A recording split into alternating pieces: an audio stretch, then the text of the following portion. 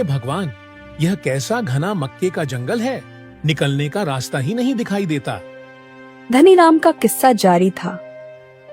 एक बार ऐसा हुआ कि मेरी 10 बकरी मक्के के जंगल में घुस गई और सारी बकरियां गायब हो गई।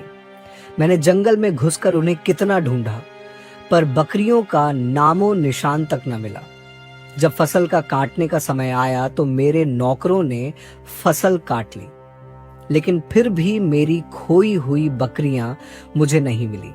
उसके बाद मैंने अपनी बकरियों का ख्याल ही छोड़ दिया। अपने लिए मन भर मक्के का आटा पिसवा कर मैंने बाकी मक्के अच्छे दाम पर बाजार में बेच दिया।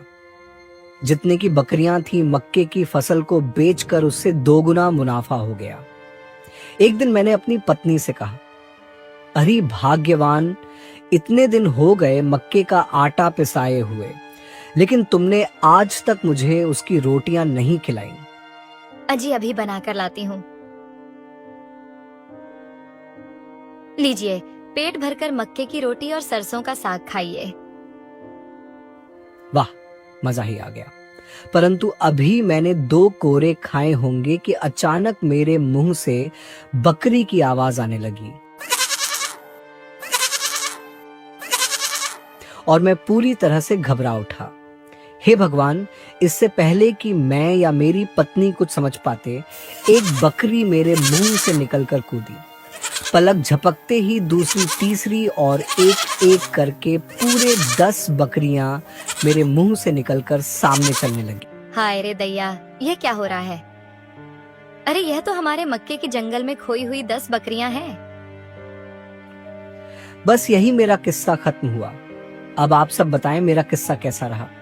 सरपंच जी तुरंत बोल उठा, मुझे तुम्हारे किस्से पर जरा भी विश्वास नहीं हो रहा है। धनीराम, तुम्हारी कहानी बिल्कुल झूठी है। वहाँ मौजूद सभी लोग भी बोल उठे, हाँ, धनीराम की कहानी बिल्कुल झूठी है। ऐसा ना कभी हमने देखा ना सुना, ऐसा कभी नहीं हो सकता सेठ जी। वाह, बन गया काम। लड़की को तो मेरी कहानी को सच बतानी पड़ेगी, वरना उसे हारना ही होगा। धनीराम इतना सोच ही रहा था कि मीरा बोल पड़ी, वाह वाह सेठ जी, वास्तव में आपका किस्सा मुझे 16 आने सच लगता है। आप जैसे चतुर धनी लोगों के साथ तो इससे भी कई ज्यादा मजेदार घटनाएं घटती रहती होंगी। अच्छा, तो फिर मैं जीता। लाओ, मेरे 50 सोने के सिक्के मुझे दो और यहाँ से अपना मुंह काला करो। ऐसे नहीं सेठ जी, पहले आप सब मेरा किस्सा भी तो सुन ले, फिर फैसला होगा कि कौन जीता और कौन हारा। ठीक है, तो सुनाओ अपना किस्सा। मीरा ने अपना किस्सा सुनाना आरंभ किया। एक बार मैंने अपने गांव के बीचों बीच कपास का बीज बोया। अगले दिन उस स्थान पर बादलों तक ऊंचा कपास का पौधा निकल आया और उसकी छाया पहाड़ों पर पड़ने लगी। वाह, इस कपास की पेड़ ने तो इतनी गर्मी में भी पूरे गांव को अपनी छांव के ठंड में रखा हुआ है। सच भाई, उस लड़की ने तो कमाल का पेड़ लगाया है। भगवान उसे खुश रखे। जब कपास पक गई तो मैंने उसे साफ किया और बोरी में भरकर 50 घोड़ों पर लाद दिया। भैया, अब तुम इन कपास को ले जाओ और शहर जाकर सारा कपास बेच आओ।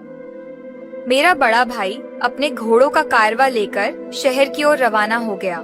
मेरा भाई चला तो गया, लेकिन 5 साल तक मुझे उसकी कोई खबर नहीं मिल पाई।